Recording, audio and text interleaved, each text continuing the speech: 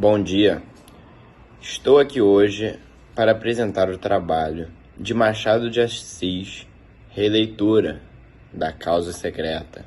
Estou representando o grupo composto pelo Henrique Caroli, Henrique Fragoso, Igor de Oliveira Burchard, Guilherme Sobrino e Guilherme Assunção. Vamos começar. Introdução. Machado de Assis. Biografia. Joaquim Maria Machado de Assis foi dos nomes mais importantes da literatura brasileira do século XIX. Destacou-se principalmente no romance e no conto, embora tenha escrito crônicas, poesias, crítica literária e peças de teatro. Ele nasceu em 1839, filho do mulato Francisco José de Assis, um pintor e decorador de paredes. Em busca de um emprego, com 15 anos começou a escrever poemas para um jornal e continuou assim por um bom tempo. Com 24 anos, Machado publicou seu primeiro livro de poesias, Crisálidas. Aos 40 anos, o primeiro livro de contos de Machado de Assis, Contos Fluminenses, e seu primeiro romance, Ressurreição. Machado de Assis teve uma carreira literária ininterrupta, produzindo de 1855 a 1908. Escreveu poesias, romances, contos, crônicas, críticas e peças de teatro. O ponto alto de sua produção literária é o romance e o conto. Na fase romântica de Machado de Assis, é apresentado traços inovadores. Em outubro de 1904, morreu sua esposa, Carolina. Após a morte da esposa, o romancista raramente saía de casa. Machado, 4 anos depois, faleceu.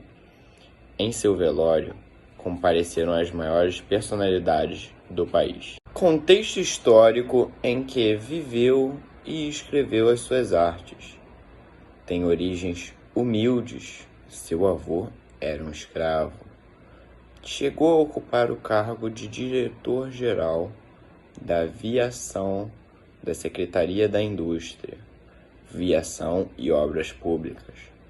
Machado de Assis presenciou alguns acontecimentos culturais importantes no Brasil e no mundo, tais como ecos da prosa e da poesia romântica. Machado de Assis e José de Alencar recepcionaram Castro Alves quando o poeta baiano esteve no Rio de Janeiro. Início da crítica social com José de Alencar, abolição da escravatura, julgamento de Gustave Flaubert na França, em razão de seu romance Madame Bovary, considerado inaugurador do movimento realista, e a proclamação da República do Brasil.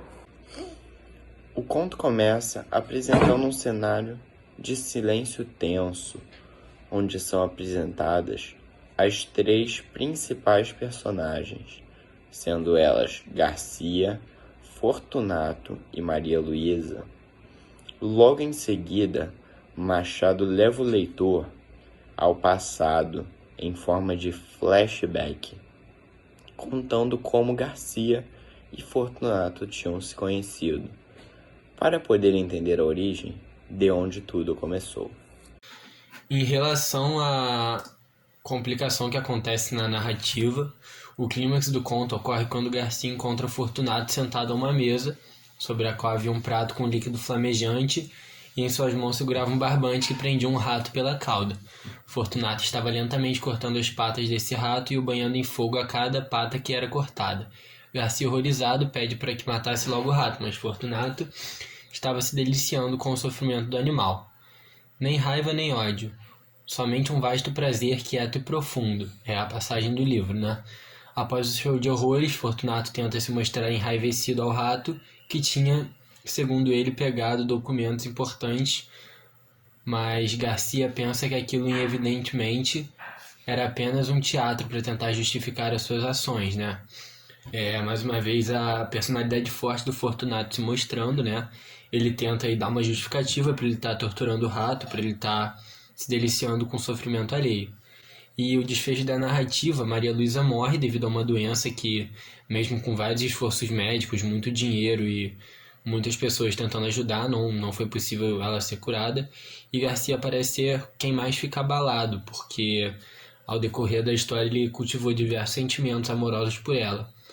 Fortunato é frio como sempre e não demonstra quase nenhum sentimento. Ainda sente prazer ao ver o sofrimento do seu amigo Garcia aos pés do caixão da própria mulher.